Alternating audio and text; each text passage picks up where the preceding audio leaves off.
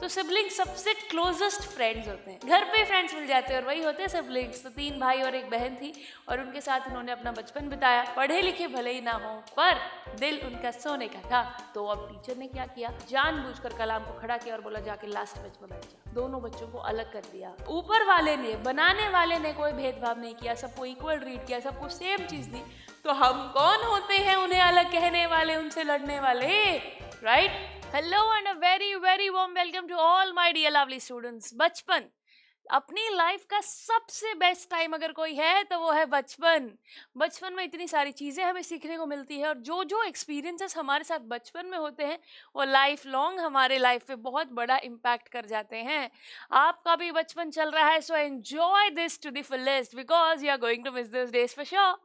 सो बच्चों, आज क्या है खास, आपकी प्यारी पूजा मैम 2 लेसन्स लेकर आ गई है, एक प्रोस पार्ट से और एक पोएट्री पार्ट से।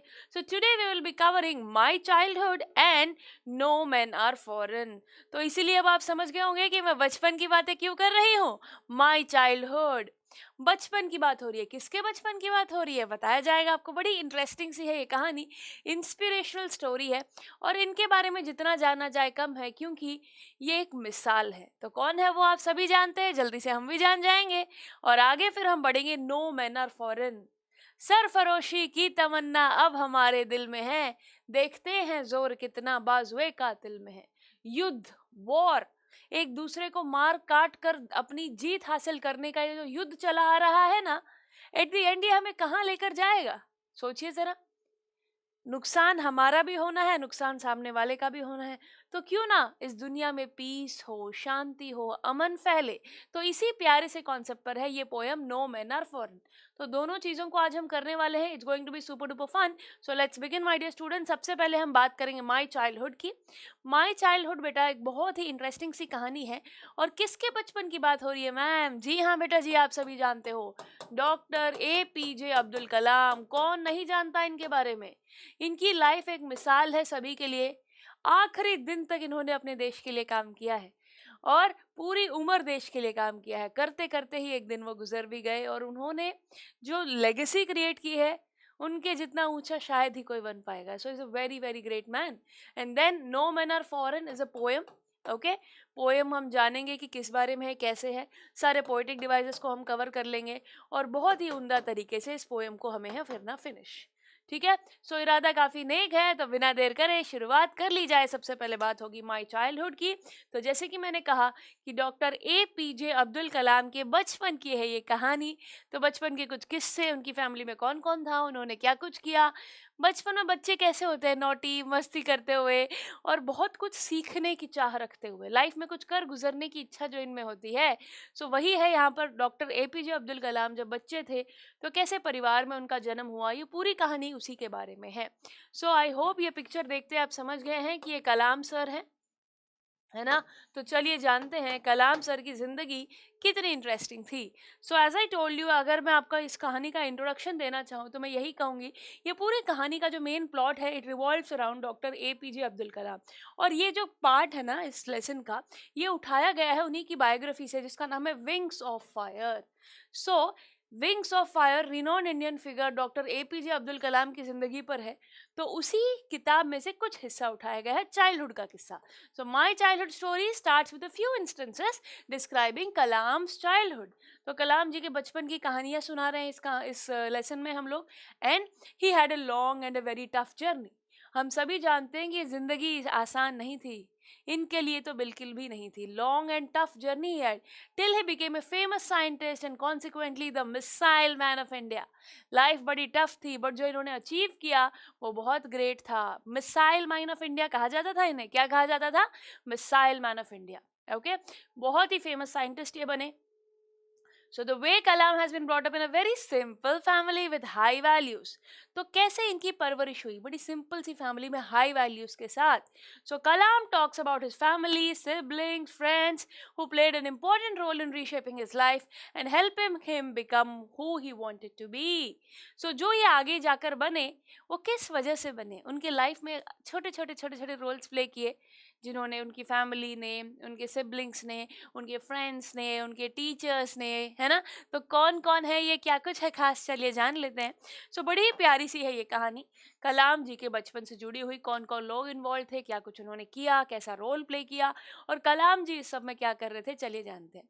सो इसकी कहानी की मैं बात करूँ, it revolves around APJ Abdul Kalam, who was born into a middle class Muslim family. कहाँ जन्म हुआ इनका? हुआ मिडिल क्लास मुस्लिम फैमिली में हुआ इनका जन्म। इनके 3 भाई थे। कलाम हैड 3 ब्रदर्स, 3 भाई थे। Had 3 brothers and 1 sister.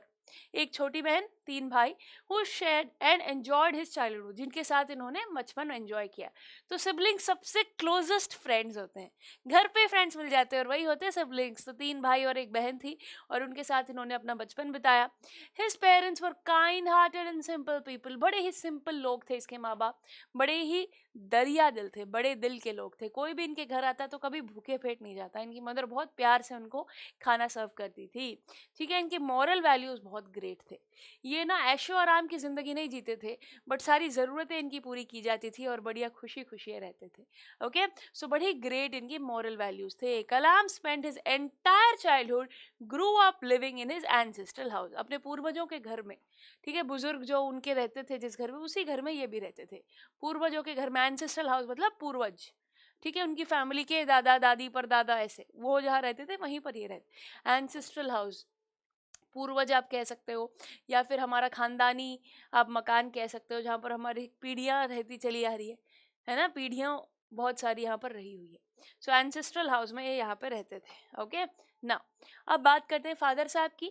तो father of APJ Abdul Kalam was a very hard working and a simple person.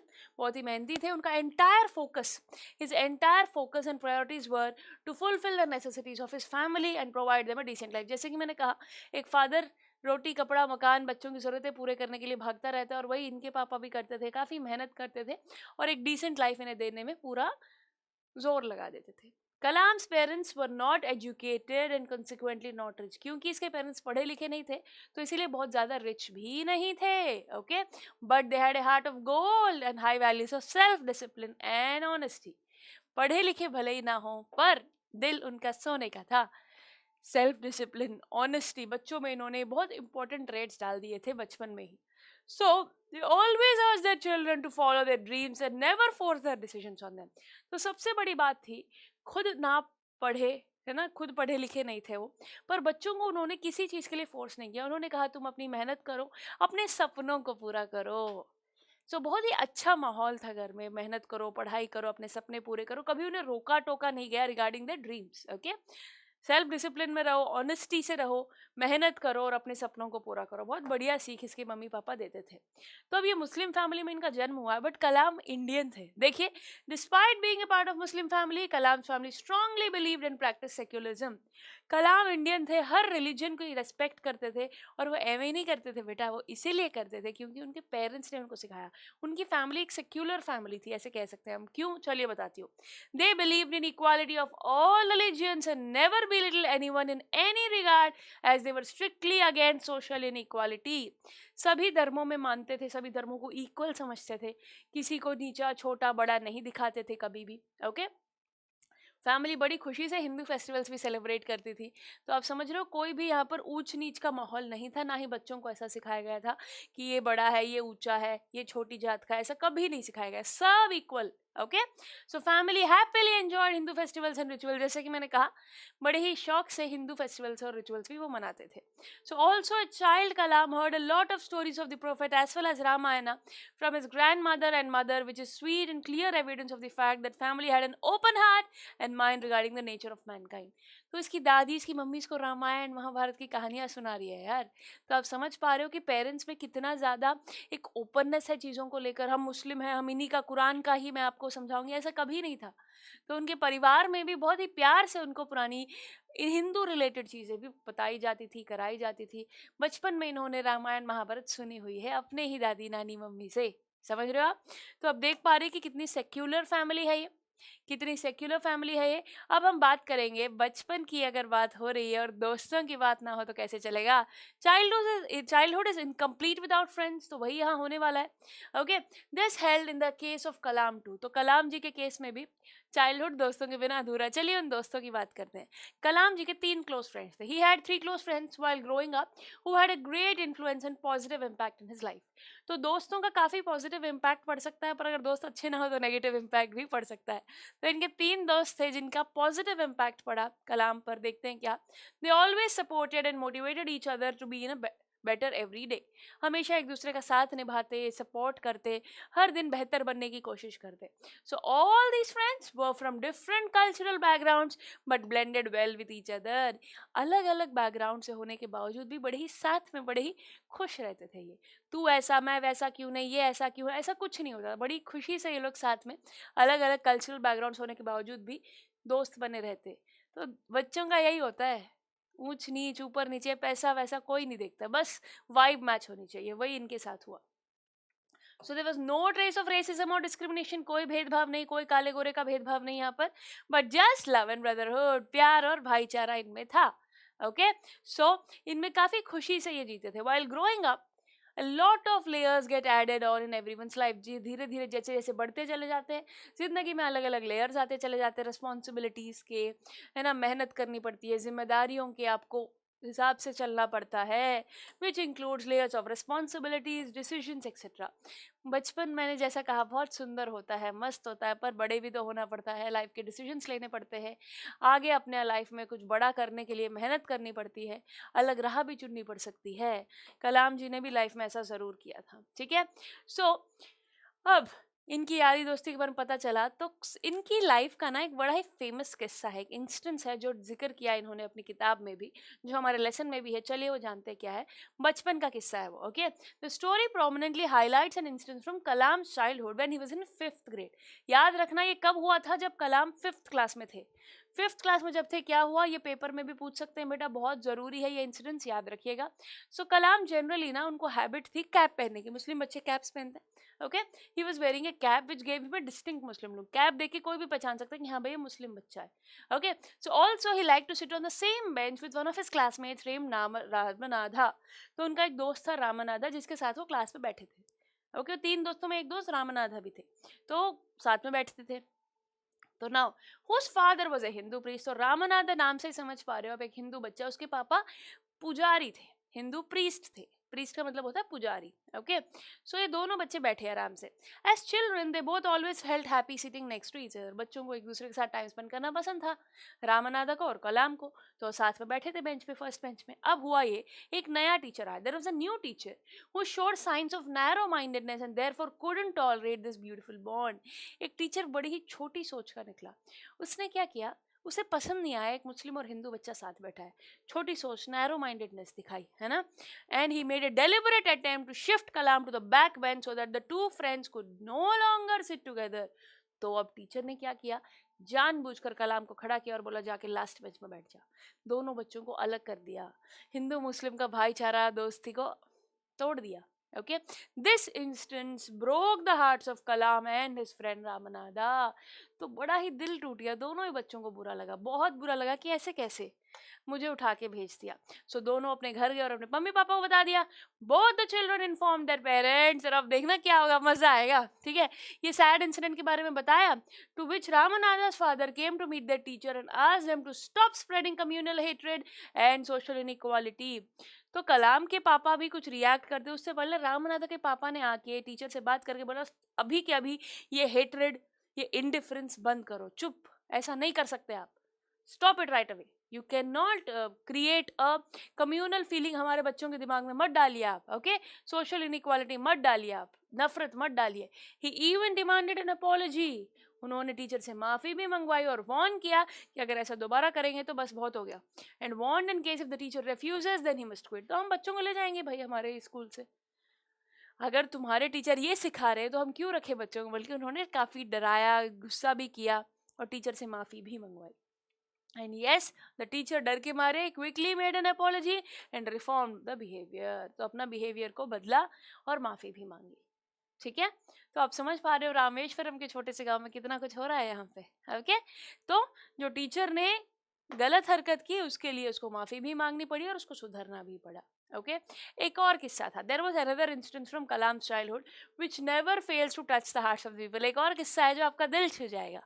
ठीक है बच्चे बड़े होते हैं तो जैसे 5th क्लास में पढ़ाई करते थे, उसका इंसिडेंस है रामनाथा के साथ, हिंदू मुस्लिम वाला। और अब देखो कौन सा किस्सा होता है।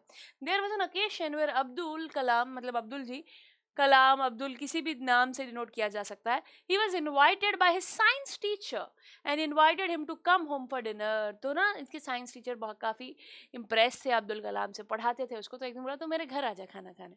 तो बहुत कॉमन सी बात थी, टीचर ने स्टूडेंट को घर बुला लिया खाना खाने। बट क्या सब ठीक रहा? देखिए, the wife of the science teacher was skeptical about her beliefs in religious segregation and was therefore reluctant to serve him food. तो जो साइंस टीचर की वाइफ थी ना, वो थोड़ी अलग नेचर की थी। उसे लगा मैं इस मुस्लिम बच्चे को अपने, मैं खाना नहीं दूंगी इसको, तो खाना देने को ही तैयार नहीं थी। तो आप देख रहे हो कैसी हीन भावना लोगों में है, ये छोटी जाति का है, ये हमारे घर में कैसे घुस गया, इसको मैं खाना नहीं दूंगी, ऐसे करने लगी। Oh god. फिर science teacher loved Kalam immensely, इतना प्यार वो करते थे, and had such believes regarding the difference, मतलब वो बिल्कुल ओपन थे, बट उनकी वाइफ ऐसी नहीं थी रिलीजियंस के लिए। So therefore he decided to serve him dinner. वो बोला हाँ बैठ, मैं खाना सर्व करता हूँ। तो साइंस टीचर ने खुद सर्व किया खाना, sat beside him to eat his meal. तो दोनों ने साथ में बैठ के खाना खाया। तो आप समझ रहे हो कि वाइफ बिल्कुल भी उनका मन नहीं था और ना ही उन्होंने खाना सर्व किया। तो हस्बैंड यानी कि साइंस टीचर खुद आकर उन्होंने खाना सर्व भी किया और उसके साथ बैठकर खाया भी। तो his wife observed all this from standing behind the door. सब देख रही है इसकी वाइफ पीछे खड़े होके डोर के पीछे। This melted her heart a little, इसका दिल पिघला लेडी का, एंड ग्रेजुअली चेंज हर, धीरे धीरे वो भी बदल गई। बेटा अगर अच्छाई दिखे तो अच्छाई फैल भी जाती है, बुराई दिखे तो बुराई फैल भी जाती है। तो अब आपके हाथ में, आप अच्छाई करेंगे या बुराई, right? So hence when Kalam was invited the second time, अगली बार जब कलाम को बुलाया गया तो खाना खुद साइंस टीचर की वाइफ ने सर्व किया, क्योंकि वो भी बदल रही थी। Okay, the second time the wife of the science teacher served him with the meal but from the kitchen. The science teacher was happy that his wife's thought process change at least bit by bit. तो ऐसा नहीं है वो kitchen से खाना वो खुद कर रही थी, पूरी तरीके से तो नहीं बदली, बट एटलीस्ट थोड़ा सा तो चेंज आ रहा था। तो आप देख पा रहे हो, समझ पा रहे हो चीज़ों को बेटा जी, राइट? Clear everybody? तो ये इंसिडेंट्स आपको याद रखने हैं, एक साइंस टीचर के घर वाला, ओके, और एक बड़ा इंटरेस्टिंग सा किस्सा जो रामनाथ के साथ हुआ था बचपन में 5th क्लास में। अब वक्त बीतता चला गया। By the time the second world war ended, Kalam had grown up. तो सेकेंड वर्ल्ड वॉर जब तक खत्म हुआ, कलाम बड़े हो गए थे और अब बचपन का, परवरिश का वक्त अब निकल रहा था, क्योंकि अब बाहर निकलना था। Yes, he moved out. So the upbringing came to an end. He went out for his further studies at Ramanathapuram upon receiving permission from his parents. अपने पेरेंट्स से परमिशन लेते हुए वो आगे पढ़ाई के लिए बाहर निकल गए, रामनाथपुरम चले गए। He was one of the most lovable children of the family. तो परिवार का सबसे प्यारा, one of the most lovable बच्चा था ये. Okay. At some point in life, his parents had to be strong and let him go and live his dreams. तो माँ बाप को ना वो डोर छोड़नी पड़ती है, कितना ही प्यार क्यों ना करे बच्चे से, एक वक्त ऐसा आता है, जा बेटा जी ले अपनी ज़िंदगी, अपनी खुशियों को, अपने सपनों को ढूंढ, उन्हें पूरा कर, राइट? सो दिल पे पत्थर रखकर माँ बाप को बच्चे को छोड़ना भी पड़ता है, और यही किया अब्दुल कलाम जी के पेरेंट्स ने भी, गए अपने सपने पूरे करने हैं। So I hope you are getting the basic idea of the कहानी, राइट? सो अब हम कुछ और डिटेल्स भी बात करेंगे बेटा, ठीक है? जैसे कि मैंने बताया 3 दोस्त थे, उनके क्या नाम थे, मम्मी का क्या नाम था, पापा कैसे थे, तो कुछ डिटेल्स भी आपको पता होनी चाहिए, वो भी मैं शेयर करूंगा। सबसे पहले बात करेंगे दोस्ती की। Kalam's life was shaped by friendship as he was growing up in Rameswaram. तो उनकी दोस्ती रामेश्वरम में जब वो रहते थे, तो दोस्ती जो हुई, उन बच्चों के नाम पता होने चाहिए, रामनाथ शास्त्री, अरविंदन एंड शिव प्रकाशन, ये 3 दोस्त उनके, ठीक है? बचपन में काफ़ी साथ दिया इन तीनों ने। तीनों ही हिंदू ब्राह्मण हाउस होल्ड से थे, है ना? दे वर हिज क्लोजेस्ट पाल्स, उसके गहरे दोस्त यही थे, ठीक है? And they never discriminated against each other because of the religion और कास्ट। याद रखना, ये तीनों दोस्त कभी भी भेदभाव नहीं करते रिलीजन कास्ट के बेसिस पे। So he and his pals pursued different career paths. ये जो दोस्त थे तीनों, अलग अलग करियर चुने। क्या कुछ बने ये देखते हैं। Ramanathan Shastri became a priest at the Rameswaram temple, जैसे उसके पापा जी प्रीस्ट थे, वो भी प्रीस्ट, पुजारी बन गया टेम्पल में, ओके, रामेश्वरम टेम्पल में। और बाकी अरविंदन क्या बने, he started A company arranging transportation for pilgrims. जो भी यात्री आते थे वहाँ पर रामेश्वरम में विजिट करने, उनके लिए ट्रांसपोर्टेशन का काम, गाड़ियों का काम इन्होंने शुरू कर दिया। और शिव प्रकाशन बचे, he started A catering business for the southern railways. तो उन्होंने केटरिंग का बिजनेस खोल दिया सदर्न रेलवेज के लिए। देखो अलग अलग काम में चले गए तीनों, राइट? सो याद रखना तीनों का क्या काम था, तीनों का क्या नाम था, ठीक है? अब जैसे कि मैंने कहा, कुछ डिटेल्स आपको पता होनी चाहिए। कहानी का बेसिक मुद्दा तो मैंने आपको समझा दिया, but some important points which will be helping you while writing the examination, कुछ बहुत इंपॉर्टेंट पॉइंट्स है ये। जैसे कि फादर के बारे में, अगर इनके फादर के बारे में पूछा जाए तो कैसे थे, he was smart, The author described his father as a smart and a generous man. When he was able to assist others, he felt fulfilled. He lacked both formal education and wealth. He was a man who exuded confidence and wisdom. He shied away from unnecessary comforts and luxury. तो उसके पापा के बारे में कुछ important बातें हैं जो तुम्हें पता होना चाहिए. वो ना अनपढ़ थे, पर पैसे भी उनके पास कम थे, बट बड़ा ही दिल था उनका, बड़े ही कॉन्फिडेंटली मेहनत के साथ काम करते थे. और वो जो एक्सपीरियंसेस उन्हें लाइफ ने सिखाए उसकी वजह से वो वाइज भी थे, विजडम भी थी उनमें. ओके. और वो अननेसेसरी लग्जरी और कंफर्ट, बेतुकी बातों के, बेतुकी खर्चों पे विश्वास नहीं करते. जितना ज़रूरत है उतना करो बस, ऐसा विश्वास करते थे. बहुत ही स्मार्ट थे और बड़े दिल के भी थे. ओके.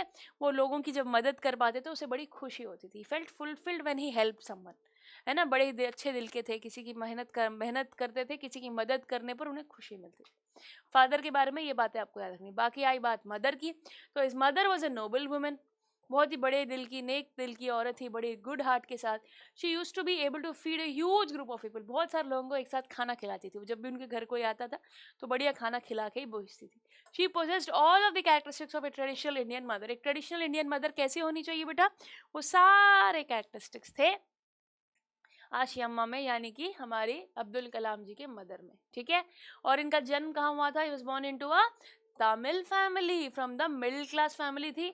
और सबसे छोटा था मैं. आई वाज, अच्छा अब इनकी बॉडी के कुछ फीचर्स का भी जिक्र करें. I was short and remember with unremarkable features, born to tall and attractive parents.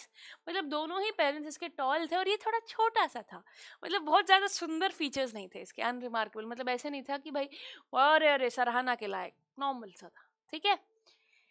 And interest wise I majored in physics and aeronautical engineering and went on to work as a scientist. तो ये बात इन्होंने खुद कही है कि master इन्होंने major physics में किया और एरोनॉटिकल इंजीनियरिंग की और फिर आगे जाकर मेहनत कर कर काम करके वो जा बने साइंटिस्ट. तो ये कुछ बातें हैं अब्दुल कलाम जी की ज़ुबानी जो यहाँ बताई गई है, जो तुम्हें पता होनी चाहिए. उनके फादर के बारे में, उनके मदर के बारे में, उनके करियर के बारे में, है ना. और बेटा प्रोफेसर अब्दुल कलाम की चाइल्डहुड और उनके अर्ली ईयर्स के बारे में आपको पता ही है, बट एक पॉइंट है जो ओवरऑल आपको लिखना पड़ सकता है और वो ये है कि अब्दुल कलाम जी ने चाइल्डहुड को डिस्क्राइब किया था इस लेसन में. And one of the world's most brilliant scientist ये बने थे आगे जाकर. तो जो फादर का जो मैंने नाम जिक्र नहीं किया, जैनुल अब्दीन इनके फादर का नाम था बेटा, वॉज हिज फादर्स नेम. आशी अम्मा इनकी मदर का नाम था. Ashi Amma was his mother's name. Okay. तो मैंने आपको पॉइंट्स बताए ना, उन्होंने अपने बारे में, अपनी लाइफ के बारे में क्या पॉइंट्स बताए थे, है ना. तो पापा के बारे में बताया, मदर के बारे में बताया और अपने चाइल्डहुड के बारे में एक ब्रीफ आइडिया दिया है. राइट. कि वो मेहनत कर कर आगे जाके साइंटिस्ट बने. तो ये साइंटिस्ट बनने में सबसे बड़ा रोल अगर किसी का है तो पेरेंट्स का है, जैनुल अब्दीन और आशी अम्मा. तो इन रामेश्वरम, इसका जन्म कहाँ हुआ था, कब हुआ था? रामेश्वरम शहर तो पता चल गया है, ईयर याद रखना. He was born in 1931. His parents were neither wealthy nor well educated. They were nevertheless quite generous and courteous. Every day many outsiders ate with their family. तो बेटा ये बातें हैं जो आप आंसर में लिखोगे. पेरेंट्स का नाम लिखना, मेंशन करना बहुत ज़्यादा ज़रूरी है. जैसे पॉइंट्स हमें बहुत सारे याद हैं, है ना, बट जब उनका नाम ही याद नहीं होगा तो बात कैसे लिखेंगे. तो मैंने बोला था कि उनके घर वो अच्छे दिल की है, वो खाना बढ़िया बनाती है, आए हुए को खाना खिला के भेजती है. बट ये पॉइंट्स आप ऐसे लिख सकते हो आंसर. ठीक है. तो ये आंसर राइटिंग में आपकी बड़ी मदद करेंगे. आंसर राइटिंग में ये पॉइंट्स आपकी बड़ी मदद करेंगे. ठीक है. पेरेंट्स के नाम आपको याद हो गए होंगे, जैनुल अब्दीन और आशी अम्मा. जन्म अब्दुल कलाम जी का हुआ 1931 में. बड़े दिल के अच्छे लोग थे ये, पढ़े लिखे नहीं थे या रिच नहीं थे, बट फिर भी मेहनत करके नाम कमाते थे. ठीक है. अब्दुल कलाम के भाई बहन, 3 ब्रदर्स एंड 1 सिस्टर, याद रखिएगा. They lived in a house that belong to their ancestors. पूर्वजों के घर में वो रहते थे. It was a substantial pucca house. It was on the mosque street of Rameswaram. ये घर कहाँ था? मॉस्क स्ट्रीट, रामेश्वरम के मस्जिद वाली गली में इनका घर था. Mosque street of Rameswaram. Clear everybody? Yes. So सबसे पहले बेटा इसकी पहली कमाई क्या थी? तो ये बहुत इंपॉर्टेंट पॉइंट है, हो सकता है एग्जाम में भी पूछा जाए आपसे. ठीक है. World war 2 broke on 1939. जब 1939 में वर्ल्ड वॉर 2 स्टार्ट हुआ था, Abdul Kalam was only 8 years old. 8 साल का बच्चा क्या कमाई करेगा? देखो क्या किया. टैमरिंड सीड्स, जी हाँ, इमली के दाने, इमली सीड्स, इमली के बीज were in high demand all of a sudden. अचानक से उस वक्त में इमली की बहुत ज़्यादा हाई डिमांड हो गई. तो Abdul Kalam would gather and sell these seeds in the market. तो अब्दुल कलाम इकट्ठा करते इमली को और जाकर मार्केट में बेचते थे। ओके फिर आगे जाके शमशुद्दीन जो उनके कजिन हैं, he was a newspaper distributor. क्या थे वे? न्यूज़पेपर डिस्ट्रीब्यूटर थे। So Abdul Kalam was brought in to assist him. Abdul earn his first wages in this manner. तो दो चीज़ें याद रखनी है। वैसे देखा जाए तो वो इमली कलेक्ट करके बेचा, वो एक काम था, बट एग्जैक्टली एक और काम जो उन्होंने किया वो शमशुद्दीन उनकी कजिन ने मदद की न्यूज़पेपर बांटने में। तो आपने बहुत बार सुना होगा अब्दुल कलाम जी के बारे में जब बात होती है बायोग्राफी में भी और जनरली भी, न्यूज़पेपर बांटने वाला व्यक्ति कहाँ से कहाँ पहुँच गया, ऐसे कहा जाता है। सो जी हाँ, इनकी पहली नौकरी अगर हम देखा जाए तो न्यूज़पेपर बांटने। ठीक है, पहली कमाई इन्होंने इमली के दाने, इमली के सीड्स बेच के कमाए, और फिर उन्होंने नौकरी की, शमशुद्दीन को असिस्ट किया न्यूज़पेपर बांटने में। ये बात याद रखना, it's very very important examination point of view में। I hope first monetary gain आप समझ गए हो। टीचर्स का बहुत ज़्यादा इम्पैक्ट होता है ना। तो याद रखना रामानाथ शास्त्री के साथ जो इंसिडेंट हुआ था वो आपको बहुत अच्छे से याद रखना है। Like Ramanath Shastri was depressed as he approach the last row, Abdul spotted Shastri crying. जब अब्दुल कलाम जा रहा था ना पीछे, तो कितना इम्पैक्ट पड़ा देखो, रामानाथ शास्त्री रो रहा था। ओके ठीक है, अब्दुल ने देखा कि शास्त्री रो रहा है। This incident left N indelible impression Abdul के ऊपर, अब्दुल कलाम जी के ऊपर बहुत बड़ा इंप्रेशन छोड़ गया कि ऐसे लोग भी हैं इस दुनिया में जो ऐसे भेदभाव करते हैं। बड़ा बुरा लगा, बहुत ज़्यादा बुरा लगा। सो रामलाल शास्त्री के फादर ने रिक्वेस्ट की, समन किया टीचर को, डांटा और बोला कि ऐसा पॉइजन, ऐसी गंदगी, ऐसी नफरत हमारे बच्चों में ना फैलाए। Social isolation among the youngsters is not at all allowed. The teacher felt bad about it as well. Teacher को भी बुरा लगा और उन्होंने माफ़ी मांगी थी। याद है ना ये बात? ठीक है, टीचर का एक्शन से बहुत इम्पैक्ट पड़ा था लाइफ में। और बेटा सबसे ज़रूरी है, जैसे कि मैंने साइंस टीचर की बात की थी, आपको एक आइडिया दिया था, उस साइंस टीचर का नाम भी तो पता होना चाहिए। साइंस टीचर बड़े इंप्रेस हुए थे अब्दुल कलाम से, पता है क्यों? His science teachers anti casteist action. देखो, शिव सुब्रमण्यम अय्यर इनका नाम था। ये बिल्कुल रेसिस्ट नहीं थे। ठीक है, ये साइंस टीचर थे। He was a high cast ब्राह्मण होने के बावजूद भी उनकी वाइफ स्ट्रॉन्ग बिलीवर थी ऑफ, जैसे कि वो एक अंदर दबी दबी कंजर्वेटिव कम्युनल फीलिंग रखती थी कि भाई ये दूसरे हैं, हम दूसरे हैं, ऐसे। So however he tried his hardest to break through social barriers. तो बहुत कोशिश की उन्होंने कि बैरियर्स को तोड़ा जाए, और फाइनली ऐसा हुआ भी। वंस ही इनवाइटेड अब्दुल कलाम, घर पे जब बुलाया गया, वाइफ ने रिफ्यूज कर दिया खाना सर्व करने को अब्दुल से। शिव सुब्रमण्य अय्यर ने खुद सर्व किया अब्दुल को अपने आप। He took a seat next to him and began eating. साथ में बैठ के खाना खाया था। So Abdul was invited back the next weekend by the teacher. This time Abdul was taken inside the kitchen and served food by his wife. तो first time उसको दूर रखा गया था, बाहर बिठा के खिलाया गया था, बट सेकेंड टाइम वाइफ अंदर बिठा के उसको खाना खिलाया था। तो ये नाम याद रखना, शिव सुब्रमण्य अय्यर। तो आई होप आपको सारी चीज़ें रिकलेक्ट हो गई होंगी अच्छी तरीके से बेटा। It's very important. आपसे पूछे अब्दुल कलाम जी में क्या वैल्यूज हैं, तो ऑनेस्टी, सेल्फ डिसिप्लिन जो उनके पेरेंट्स ने सिखाए। He learn honesty and self discipline from his father. He requested permission from his father to study at Ramanathapuram. His comforted, ठीक है, जब ये जा रहा था ना रामनाथपुरम, तो वाइफ बहुत अपसेट हो गई थी। वाइफ बहुत अपसेट हो गई थी, यानी कि अब्दुल कलाम जी के मदर।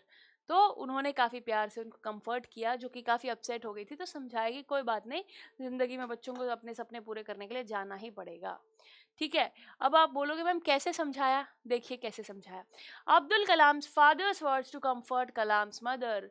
कलाम के मम्मी पापा ने क्या बात की, जब वो जा रहा था तो मदर काफ़ी नाराज़ थी या फिर मतलब अपसेट थी, तब फादर ने कहा था। The Persian philosopher Khalil Gibran was mentioned by Abdul Kalam's father. He informed her that the children she was caring for were not hers, they were the offspring of life's need for itself. They didn't come from her, they came through her. She might express her love for them, their thoughts on the other hand were their own. तुम अपने बच्चों को तुमने पैदा किया, तुम्हारे through वो इस दुनिया में आए हैं, पर वो इस ज़िंदगी के लिए कर्जदार है। कुछ तो करना चाहिए ना इन्हें लाइफ में, अपने सपने पूरे करने चाहिए। ठीक है, तो तुम उनकी चिंता करो, केयर करो, पर उनकी सोच, उनकी थॉट्स, उन्हें ज़िंदगी में अपने सपने पूरे करने चाहिए, उन्हें आगे बढ़ने चाहिए। तो खलील गिब्रान की बहुत ही प्यारी सी एक बात बताई इन्होंने उसकी मदर को कंफर्ट करने के लिए। And hence Abdul Kalam went to Ramanathapuram for further studies, और आगे जाके साइंटिस्ट और मिसाइल मैन बन गए।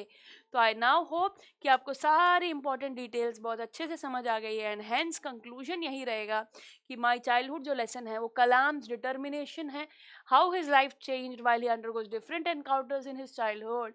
A relationship between mentor and disciple is also portrayed beautifully in My Childhood by APJ Abdul Kalam. तो इस कहानी में कितने प्यार से हर रोल हर रोल में एक खास बात है। उसके दोस्तों से लेकर मम्मी पापा से लेकर शमशुद्दीन कज़िन ने भी सपोर्ट किया, उसको नौकरी दिलाई पहली, और टीचर शिव सुब्रमण्य अय्यर ने तो इसकी लाइफ में बहुत बड़ा इम्पैक्ट क्रिएट किया। एक ब्राह्मण होने के बावजूद भी उससे इम्प्रेस होने पर उसको घर ले जाना, बिठाना, खिलाना, एक बहुत ही अच्छे मेंटोर का रोल उन्होंने प्ले किया, उन्हें गाइड किया कि तू आगे जाके पढ़ बेटा ऐसे। समझ रहे हो आप? सो बहुत ही प्यारी सी है ये कहानी, सब ने अपना अपना रोल बहुत बढ़िया तरीके से प्ले किया है। तो याद रखिएगा वो उसका जन्म कब हुआ था, कहाँ रहते थे, है ना। बहुत बढ़िया तरीके से इस लेसन को हमने कर लिया है फिनिश। ओके, नाम याद रखना पेरेंट्स के, एंड देन आप हर क्वेश्चन को जो इस लेसन में से आएगा बहुत बढ़िया तरीके से आंसर कर पाएंगे। आपको प्रैक्टिस शीट भी प्रोवाइड की जाएगी, तब आप समझोगे कि हाँ मैम ये डिटेल्स मुझे लिखने पड़ रहे हैं आंसर में, सही किया आपने, बता दिया। ओके, सो ओवरऑल अब हमने फिनिश कर लिया है माई चाइल्डहुड को, तो अब हम आगे बढ़ रहे हैं towards no man are foreign. बड़ी इंटरेस्टिंग सी है ये poem, no man are foreign. ठीक है, जैसे कि मैंने कहा यहाँ पर लॉजिक समझो, कोई भी इंसान, कोई भी व्यक्ति, नो मैन आर फॉरेन, बाहर वाला नहीं है, सब अपने हैं। हम इस देश के वासी हैं, हम ये सोचते रहते हैं, बट हम इस दुनिया के भी तो वासी हैं। इस प्लैनेट पे हम सब रहते हैं, हम सब वही सांस लेते हैं, हम सब वही नींद लेते हैं, हम सब खाना खाते हैं, तो हम अलग कैसे हुए? So no man are foreign, इस पोएम में बहुत ही डीप बात कही गई है, बहुत ही बढ़िया बात कही गई है। चलिए शुरू करते हैं। तो सबसे पहले पोएम की बात हो तो पोएट का जिक्र तो होना ही था। जेम्स कर्कअप पोएट है बेटा, काफ़ी फेमस है ये पोएट, जेम्स कर्कअप। ठीक है, नाम याद रखिएगा, James Falconer Kirkup, but James Kirkup लिखोगे तो भी चल जाएगा काम। ठीक है, so he was a very very famous writer. ठीक है, बहुत इन्होंने पोएम्स लिखी हैं, इनका नाम काफ़ी है, तो आपके लिए ज़रूरी है इनका नाम याद रखना। James Kirkup is the poet of the famous no man are foreign. ठीक है, तो अब कहानी को हम शुरू करते हैं। तो इस पोएम में क्या कहा गया है? The title no man are foreign means that the no man belong to another country. समझे आप? कोई भी दूसरा नहीं है, पराया नहीं है, किसी और कंट्री का नहीं है, वो ये कहना चाह रहा है। Poet wants to say that all man are same, हम सब सेम हैं, all man are equal. He wants to promote the concept of universal brotherhood. तो देश में, अब जैसे हमने माई चाइल्डहुड में हिंदू मुस्लिम की बात करी, यहाँ पर ये भाईचारा लाना चाह रहे हैं, not only in a country, in religions, बल्कि in the world, in the universe, universal brotherhood लाना चाह रहे हैं। In this poem the poet wants to tell us that everyone in this world is same. वो ये कहना चाह रहे हैं इस दुनिया में हर व्यक्ति सेम है। All people, all man are same, they eat, they live, die the same way. हम सब एक ही तरह से जीते हैं, एक ही तरह से खाते हैं, एक ही तरह से मर जाएंगे। So everyone gets the bounties of nature like sunshine, land etcetera in equal measure. हम सबको कुदरत का, प्रकृति का जो गिफ्ट है वो सब इक्वल मिलता है, सनशाइन भी मिलती है, लैंड भी मिलता है, सब सेम है ना, तो हम अलग कैसे हुए? We can also say that it is a peace poem. अमन और शांति के रिगार्डिंग ये पोएम है, जैसे कि मैंने आपको कहा, पीस फैलाती है, शांति, सुकून फैलाती है, हम सब एक हैं, यूनिवर्सल ब्रदरहुड को ये प्रमोट कर रही है। आई होप ये बात बहुत ही अच्छे तरीके से आप समझ चुके हैं। ठीक है, no man are foreign, poem के नाम से ही बहुत कुछ समझ पा रहे हो आप। कोई भी पराया नहीं है, कोई व्यक्ति पराया नहीं है, हम सब सेम हैं। तो बहुत ही प्यारी सी ये पोएम है। चलिए स्टैंजा नंबर 1 को देखते हैं और बताती हूँ मैं आपको कि कहने की क्या कोशिश की जा रही है। हर स्टैंजा की एक्सप्लेनेशन होगी और पोएटिक डिवाइसेस भी होंगे, चिंता ना करें। ओके, सो आ जाइए मेरे साथ पढ़िए। Remember, no man are strange, no country is foreign, beneath all uniforms a single body breathes like ours, the land our brothers walk upon is earth like this in which we all shall lie। तो बहुत ही प्यारे तरीके से वो कह रहे हैं कि याद रखो, remember, no man are strange, कोई अजनबी नहीं है, कोई कंट्री फॉरेन, बाहर दूसरा पराया देश नहीं है, हम सभी के यूनिफॉर्म्स के नीचे, बिनिद ऑल यूनिफॉर्म्स, मतलब जो भी सेना है, हम देख पा रहे हैं हमारे जो आर्मी ऑफिसर्स हैं, जो देश के लिए लड़ते हैं, युद्ध करते हैं अलग अलग देशों से, देखा जाए तो उन सभी के यूनिफॉर्म, बिनिद मतलब नीचे, और नीचे यूनिफॉर्म्स के नीचे, यूनिफॉर्म्स के अंदर अगर हम कहें, अ सिंगल बॉडी ब्रीथ्स, एक बॉडी सांस ले रही है, जैसे मेरी बॉडी, तुम्हारी बॉडी, ऐसे, ठीक है, like ours. The land our brothers walk upon is earth like this, हमारे लोग भी, उनके लोग भी इसी धरती पर चल रहे हैं और एक दिन इसी मिट्टी में मिल जाएंगे, इसी मिट्टी पर चल रहे हैं और इसी मिट्टी में मिल जाएंगे। तो आप समझ रहे हो ये कॉन्सेप्ट इनका, ब्रदरलीहुड को, भाईचारे को प्रमोट करने का। पोएट साफ साफ फर्स्ट लाइन में कह रहे हैं कि no man are strange and no country is foreign, so is attempting to remove the borders from the earth which have been created to separate different countries. जो बॉर्डर्स बनाए गए हैं कि ये यहाँ तक इस देश के, ये उस देश की है, तो ये सारे बॉर्डर्स मिटाना चाह रहे हैं। बोला कि हम सब एक हैं, हम सब एक हैं, then only no country will be foreign, कोई कंट्री फॉरेन नहीं है। तो पहली ही लाइन से वो कह रहे हैं कि सारे बॉर्डर कुछ नहीं है, हम सब एक हैं। We will feel every country as our own land when there will be no, कोई बॉर्डर ही नहीं होगा तो हम सबको अपना ही समझेंगे। Everyone will be free to move around, कोई भी कहीं भी जा सकता है। The poet wants to say that entire earth is one and all the people who live on this earth belong to one human race। तो साफ साफ कह रहे हैं पूरा अर्थ प्लैनेट एक है और हम सब ह्यूमन रेस यहाँ पर रहते हैं, हम सब भाई भाई हैं, हम सब एक हैं। He says that inside the uniforms worn by soldiers of different countries, वही कहते हैं जो सोल्जर्स अलग अलग यूनिफॉर्म्स पहनते हैं अलग अलग कंट्रीज की, उन सब के अंदर बॉडी तो एक ही है। A human being is the same. God has made all of us in a similar way. हम सबको एक ही तरीके से ऊपर वाले ने बनाया है। All breathe in the same way. Then he says that all soldiers are our brothers. तो आप समझ गए ना बात को कि सभी भाई हैं, सभी सेना अलग अलग यूनिफॉर्म क्यों ना पहने, अंदर तो बॉडी एक ही है, हम सब भाई हैं। We all walk upon the same mother earth, हम सब इसी मदर अर्थ पर चल रहे हैं। And we will die also one day here and shall lie in the grave in the same earth, इसी मिट्टी में मिल जाना है, यही दफन मिलेंगे एक दिन इसी मिट्टी में। तो आप समझ रहे हो हम सब एक हैं। कितने प्यार से ये बात कहने की यहाँ पर पोएट ने कोशिश की है, जेम्स कर्क ने। सेकेंड स्टैंजा देखो, ये बहुत इंटरेस्टिंग है। They too aware of sun and air and water, उन्हें भी सन एयर वाटर सेम चीज़ें मिल रही है जैसे हमें। And fed by peaceful harvest, बढ़िया फसल उन्हें भी उनके यहाँ भी होती है, खाना पीना करते हैं। By wars long winter starve, वो भी युद्ध में लड़कर बहुत ज़्यादा भूखे मरकर सर्दियों का सामना कर कर खाना खाते हैं। Their hands are ours and in their lines we read a labor not different from our own। तो वो जो तकलीफ़ है वो हमारी तकलीफ़ भी है, हम सब एक हैं, हम सबको सेम प्रॉब्लम्स होती हैं, हम सबको खाने के लिए दो रोटी के पीछे हम पागल है, भाग रहे हैं, मेहनत कर रहे हैं। तो इस स्टैंजा में वो कहना चाहते हैं कि हम सब एक हैं। देखिए जरा इसकी अंडरस्टैंडिंग करिएगा। They refers to those people who belong to other countries, they मतलब वो लोग भी ऐसे ही करते हैं, मतलब दूसरे लोग, दूसरे देश के लोग। So we call them foreigners and discriminate them and fight them also, उनसे लड़ते हैं, उन्हें अलग कहते हैं, उनके साथ भेदभाव करते हैं कि वो दूसरे देश के हैं। बट सच में वो कहना चाह रहे हैं कि नेचर ने हम सबको सेम चीज़ तो दी है। Okay, everyone get sunlight air and water in equal measure, which means that God does not differentiate between people. ऊपर वाले ने, बनाने वाले ने कोई भेदभाव नहीं किया, सबको इक्वल ट्रीट किया, सबको सेम चीज़ दी। तो हम कौन होते हैं उन्हें अलग कहने वाले, उनसे लड़ने वाले, राइट? डिफरेंट कंट्री से बोल के वो अलग लोग ऐसे नहीं कर सकते। हम ऊपर वाले ने भेदभाव नहीं किया तो हम क्यों करें? So we all do farm during the time of peace, शांति हो जब लड़ाई नहीं हो तो सब अपनी खेती बाड़ी करते हैं। ओके, जब when there is no war we live a relaxed life and eat the things given to us by nature, जो नेचर हमें देता है हम उसको गुजारा करते हैं, खाते पीते हैं। Further he adds that the way we starve during wars and winter time is the same for those belonging to the other countries। जैसे हम भी सर्दियों में वॉर के टाइम में भूखे मरते हैं, परेशान होते, सिर्फ हम थोड़ी होते हैं, वो भी तो होते हैं, है ना? So even they don't get food at that time, उन्हें भी खाना नहीं मिलता है। So he wants to say that foreigners who belong to another country and we both are same, हम इस देशवासी, इस देश के वासी और दूसरे देशों के वासी, हम सब एक हैं, सेम कठिनाइयों का सामना कर रहे हैं, सेम प्रॉब्लम फेस कर रहे हैं। तो देखो छोटी छोटी लाइंस कितना डीप मीनिंग दे जाती हैं। देखा आपने इस स्टैंजा में कितनी डीप मीनिंग है कि हम सब एक है। कितनी अलग तरीके से उन्होंने बताया, भाई हम सब सेम खा पी रहे हैं, सब सेम लाइफ जी रहे हैं, तो हम अलग कैसे हुए? भगवान ने हमें अलग थोड़ी बनाया है। और पोएट साफ साफ ये कहते हैं that even their hands are same, हमारे हाथ उनके हाथ सेम है। They work very hard just like we do, ऐसे नहीं कि हम ही मेहनत कर रहे हैं, वो भी तो मेहनत कर रहे हैं। He is giving all these examples to convey to the reader, वो रीडर को ये बताना चाह रहे हैं that there is no difference in us and the people belonging to another country.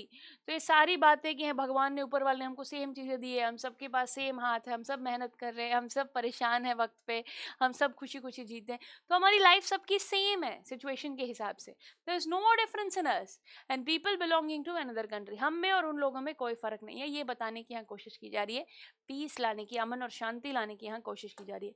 अगला स्टैंजा देखते हैं, रिमेंबर, याद रखना। देखो रिमेंबर, रिमेंबर आ रहा है, दूसरी बार आ गया रिमेंबर। तो बेटा रिमेंबर पोएम में बार बार यूज होता है, अगर तो हम पोएटिक डिवाइस चुनेंगे रिपीटेशन। एक वर्ड अगर तुम्हें पोएम में दोबारा दिखे तो आप रिपीटेशन कह सकते हो उसको, ठीक है? सो देखते हैं, remember they have eyes like ours that wake और स्लीप, उनके पास भी वही आंखें हैं जो आंखें मीचती हैं, उठते हैं, उठते हैं, सोते हैं। So and strength that can be one by love, उनके पास भी प्यार की ताकत है। है ना। हमें लड़ाई करने की कोई जरूरत नहीं है, हम प्यार से जीत सकते हैं। In every land is common life that all can recognise and understand. धरती कोई भी क्यों ना हो, बॉर्डर कोई भी क्यों ना हो, सब उस धरती पे रह रहे हैं। हम समझ सकते हैं लाइफ कॉमन है, हमें उसकी इज्जत करनी चाहिए, साथ रहना चाहिए। So poet asks the reader to remember something. He says that we should keep in mind that the people of another country whom we think to be our enemies, जिन्हें हम एनिमीज समझते हैं, ऊपर वाले उन्हें भी हमारी तरह ही बनाया है, with similar appearance like us. God has given them eyes like us, which open when awake and close when we are asleep. वो कोई पराये थोड़ी है, कहीं बाहर से थोड़ी आए, वो भी हमारी तरह ही रहते हैं, आंखें बंद करके सोते हैं, उठ जाते हैं, सेम है। Similarly, he has given them strength which we can win through love. हम उन्हें प्यार से जीत सकते हैं। कैसे जीत सकते हैं हम उन्हें? प्यार से। Then he says that in every country, in every land, there is one common thing. कहीं पे भी चले जाओ, किसी भी लैंड पे चले जाओ, एक चीज कॉमन है और वो है लाइफ। इंसानियत को कभी ना भूले, जिंदगी है हमारी। So life means all the things that are living, and if we can recognise them, and if we can understand their feelings and realise that they are like us, then there will be no fights और wars between us. अगर हम ये समझ गए कि वो भी हमारी तरह ही तो है, तो कोई लड़ाई झगड़ा, कोई युद्ध नहीं होगा। कितनी प्यारी बात है ये। अपना भाई समझोगे तो उससे लड़ोगे थोड़ी। हम इस दुनिया के वासी हैं, ऊपर वाले ने हमें इक्वल ट्रीट किया है, तो हम क्यों अपना फ़र्क लाएं, बॉर्डर्स बना के दूरियां पैदा करें। कितनी प्यारी बात है। जेम्स कर्कप को सलाम, इतने अच्छे थॉट प्रोसेस के लिए सलाम। तो बहुत ही बढ़िया तरीके से पोएम आगे बढ़ रही है। अब देखते हैं स्टैंजा नंबर 4 में क्या है। फिर से, let us remember whenever we are told to hate our brothers, it is ourselves that we shall dispossess, betray, condemn. Remember, we who take arms against each other. यहाँ पर कहा जा रहा है कि जब भी हमसे कहा जाए तलवार उठाओ, बंदूक उठाओ, उन्हें मारो, हम एक्चुअली उन्हें नहीं, अपने अंदर कुछ गलत मार रहे हैं, अपने अंदर कुछ गलती कर रहे हैं। हम वी आर डूइंग रॉन्ग, हम बिट्रे कर रहे हैं, धोखा दे रहे हैं अपने आप को ही, इंसानियत को धोखा दे रहे हैं हम कैसे उनके ऊपर उठा सकते हैं बंदूक? इसका मतलब हम अपने ही भाइयों के ऊपर उठा रहे हैं। तो देखो कितने प्यार से उसने ये समझाने की कोशिश की है। हमें याद रखना होगा जब भी whenever someone tells us to hate a person from another country, to think him as our enemy, हम एनिमी ट्रीट करना होता है, ऐसा जब कहा जाता है। whenever we think someone to be a, जब भी हम ये सोचे कि वो हमारा दुश्मन है, तो हम अपने आप को ही चीट कर रहे हैं, अपने आप को ही धोखा दे रहे हैं। we condemn ourselves, we cheat ourselves, हम अपने आप को धोखा दे रहे हैं। he says that we should stay away from such negativity. ये जो नेगेटिव ख्याल है, नेगेटिव लोग हैं, नेगेटिव बातें, इनसे दूर रहिए, इनसे दूर रहिए। we should not consider anyone to be our enemy. किसी को दुश्मन समझो ही मत। Okay, during a war both the parties must bear the loss. तुम्हें क्या लगता है, तुम गोली चला रहे हो तो क्या सिर्फ तुम जीत रहे हो, वो अगला मर भी तो रहा है, लॉस उसको भी बेयर करना पड़ रहा है। जब युद्ध होता है दोनों तरफ के लोग मरते हैं, लॉस परिवार दोनों तरफ के घर वाले रो रहे होते हैं, समझ रहे हो कि नहीं, क्योंकि उनके परिवार में लव्ड वन चला गया है। So that is why the poet says that war is not in our favour. War से किसी का फायदा नहीं हुआ है, किसी का भला नहीं हुआ है, लोग मरेंगे, परिवार रोएंगे दोनों तरफ। So he says that whenever we pick any weapon against someone, we should remember one thing. तो साफ साफ कह रहा है जब भी तुम वेपन उठाओ तो ये याद रखो कि वो हमारा दुश्मन नहीं है। क्या याद रखना है हमें? It is a human earth that we defile. हम इस मिट्टी से आए हैं, हम इस धरती में रहते हैं। Our health of fire and dust outrage the innocence. हम ना हमारी मासूमियत को खो रहे हैं इस गुस्से में, आक्रोश में, एक दूसरे पर हाथ उठाकर। Of air that is everywhere our own. हमारी हवा है ये, हम सब की हवा है और हम इसे प्रदूषित कर रहे हैं। Remember, no man are foreign and no country strange. दोबारा से कहा गया वही लाइन, ये याद रखो, कोई भी पराया नहीं है, कोई देश पराया नहीं है। हाँ, सब अपने हैं, सब अपना है। ऐसा सोचेंगे तो कभी वॉर्स होंगे ही नहीं। तो आखिरी स्टैंजा में बड़े प्यार से बोला गया कि हमें याद रखना है that whenever we pick weapons against any person, we make the earth dirty because weapons kill people and their bodies which fall on the earth make it dirty. जब हम मारते हैं ना किसी को, तो हम अपनी ही धरती को गंदा कर रहे हैं। We are making it dirty. वो खून से रंग जाता है, वो मिट्टी में मिल जाता है, तो अपना अर्थ डर्टी हो रहा है कि नहीं? सो एक इंसान की जान जा रही है, अर्थ डर्टी हो रहा है, मिट्टी में ही जा रहा है सब कुछ. So whenever war happens it leads to a lot of bloodshed. कितना खून बहता है बेटा जब वॉर होता है, तो युद्ध होता है, तो कितनी मौतें होती है, कितने आंसू बहते हैं. These dead bodies accumulate on the earth and it makes it impure. तो क्या धरती माँ को अच्छा लगता होगा क्या उसी के बच्चे ऐसे मरे पड़े उसके ऊपर? कितना बुरा लगता होगा. So the fire of war which erupt, the smoke which comes out, the dust which fills the air, it is so dirty that it pollutes and outrages the purity of the air. जब युद्ध होता है, गोलियां चलती हैं, bomb फोड़े जाते हैं, लोग मरते हैं, तो एयर में वो गंदगी, वो स्मोक आता है, वो खून से भरी लाशें मिलती है, तो गॉड कैसा लगता है. It pollutes the air, it pollutes the earth. बहुत गंदा कर देता है सब कुछ. So with all these things, so ये सब की बातों को समझिए. और पोइट ये कहना चाह रही है, मैसेज देना चाह रहे हैं. He wants to give us a message that we should not indulge in war. युद्ध मत करो, लड़ाई मत करो, किसी को मत मारो. फाइनली इस पोएम को एंड कर देते हैं by writing the first line in reverse and saying that remember no man are foreign and no country strange. Last में दोबारा से वो बात कहते हुए याद रखो, कोई भी इंसान पराया नहीं, कोई भी देश अजनबी नहीं, हम सब एक हैं. सो आई होप आप इस पोएम को बहुत अच्छे से समझ गए हो. ठीक है, कुछ पोएटिक डिवाइसेस को डिस्कस कर लिया जाए बेटा. तो सबसे पहली बारी आएगी राइम स्कीम की. तो इस पोएम की खासियत है कि कोई राइम स्कीम है नहीं, फ्री वर्स है. मतलब जब कोई राइमिंग नहीं होती तो उसे हम कहते हैं it is written in free verse. There is no rhyme scheme in the poem. Okay, और अभी लिटरेरी डिवाइसेस की बात करें तो सबसे पहले बेटा आपको याद करना है एलिट्रेशन. एलिट्रेशन क्या होता है? Repetition of consonant sound in two or more closely placed words is called alliteration. अब मैं बोलूँगी alliteration है यहाँ पे, आप बोलोगे मैम कैसे? कॉन्सोनेंट साउंड का रिपीट होना जल्द ही आसपास. तो चलो बताओ ना फिर. देखो, बॉडी ब्रीथ्स स्टैंजा 1 में ब कॉन्सोनेंट बी साउंड रिपीट हो रही है यहाँ पर. फिर स्टैंजा 2 में Wars winter sound is repeated. कौन सी साउंड? डब्ल्यू. वॉर विंटर, व साउंड रिपीट हो रही. तो ये क्या कहलाएंगे? एलिट्रेशन. तो कॉन्सोनेंट साउंड ऐसे स्टार्टिंग में आ रहे हैं, रिपीट हो रहे हैं, तो इसलिए हो जाएगा alliteration. Clear everybody? No difficulty now. Metaphor की बात करते हैं. तो मेटाफर क्या होता है बेटा? Metaphor is nothing but comparison. Metaphor सुनते ही दिमाग में आ जाना चाहिए कंपैरिजन. तो कंपेयर करो यहाँ पर स्टैंजा 1 में uniform refers to the military of different countries. Uniform मतलब यहाँ के अलग अलग देशों की जो हम यूनिफॉर्म्स होती है, ड्रेसेस होती है कंट्रीज की, वो वाली. स्टैंजा 2 में war time is compare to the winter season. War time is compare to the winter season. तो ये बातें आपको याद रखनी होगी. अगर स्टैंजा दे दिया जाए पेपर में और लाइन दे दी जाए और पूछा कौन सा पोएटिक डिवाइस यूज्ड है, लिटरेरी डिवाइस यूज्ड है, तो आपको आइडेंटिफाई करना आना चाहिए. Clear everybody? आगे बढ़ते हैं. रिपीटिशन. रिपीटिशन तो मैंने पहले जिक्र किया था. रिमेंबर, रिमेंबर इतनी बार इस पोएम में यूज हुआ है. और फिर इस पोएम में एक और इंटरेस्टिंग सी चीज हुई है बेटा, वो है एंजैम्पमेंट. एंजैम्पमेंट मतलब पता है क्या होता है? जब आप एक पोएम को देखते हो और अगर लाइन के एंड में कोई पंक्चुएशन मार्क नहीं, कोई कॉमा नहीं, कोई फुल स्टॉप नहीं, कोई क्वेश्चन मार्क नहीं, और ऐसे लाइंस चलती चली जा रही है, अगर लाइंस के एंड में पंक्चुएशन मार्क्स नहीं है तो वो कहलाएगा एंजैम्पमेंट. तो स्टैंजा 1 में भी ऐसा हुआ, स्टैंजा 2 में भी, स्टैंजा 3 में भी, स्टैंजा 4 में भी, स्टैंजा 5 में भी. तो जहाँ पे आपको दिखे कि भाई दो लाइंस लगातार है जिनमें कोई पंक्चुएशन मार्क नहीं है एंड में, तो आप कह सकते हो कि ये क्या है? एंजैम्पमेंट है. क्या है बच्चों? ये एंजैम्पमेंट. ओके, सो आई होप ये पूरी poem no man are foreign की मुद्दे की बात आपको समझ में आ गई है ना? कहानी, इस पोएम की बात अगर हम करें, शुरुआत भी सेम लाइन से होती है, एंड भी सेम लाइन से होती है. क्या? Remember no man are strange, no countries foreign. तो मतलब कोई भी पराया नहीं है, कोई देश पराया नहीं है, कोई इंसान अजनबी नहीं है, कोई देश अजनबी नहीं है, हम सब एक है. इन बॉर्डर्स को बिटाओ, युद्ध मत करो, अपने दुनिया को एक समझो, अपने दुनिया वासियों को एक समझो, देशों से, बॉर्डर से इन्हें अलग करके युद्ध मत करो, खून मत बहाओ, लोगों की जाने मत लो, क्योंकि वो लोग भी तो हम ही हैं, वो लोग भी तो हम ही हैं. तो बड़े प्यार से इस पोएम में कहा गया कि अर्थ को पोल्यूट मत करो, एयर को पोल्यूट मत करो. ठीक है, लोगों को, परिवारों को रोने के लिए मत छोड़ो, ये गलत काम मत करो. हम सब एक हैं, सेम सांस लेते हैं, सेम सोते हैं, सेम खाते हैं, सेम मेहनत करते हैं.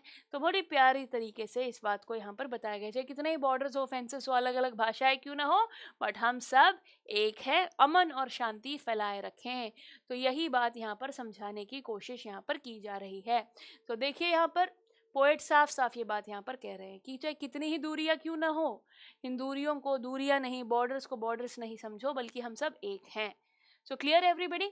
So I hope you have understood the basic idea of this poem. आपको ये भी प्रोवाइड कर दिया जाएगा नोट्स में, ताकि अगर आपको किसी तरह का डाउट हो तो आप पढ़ सको, अपने ओन वर्ड्स में इन्हें लिख सको. तो अब हम मिलेंगे जल्द ही, तब तक के लिए आपको अपना ध्यान रखना है, खुश रहना है। स्टैंजा वाइज एक्सप्लेनेशन प्रोवाइड की है, समरी प्रोवाइड की है, और माई चाइल्डहुड की भी सारी इंपॉर्टेंट बातें, ना लोगों के नाम और काम आपके साथ शेयर कर दिए गए हैं। Okay, so I hope you remember this, very important in examination point of view, both the lessons are. So अब मिलेंगे जल्द ही, तब तक के लिए अपना ध्यान रखिए, खुश रहिए, सिलेबस को जल्दी जल्दी फिनिश कर लीजिए, क्योंकि अब वक्त बहुत कम है बेटा जी। So see you soon everybody, bye bye, take care.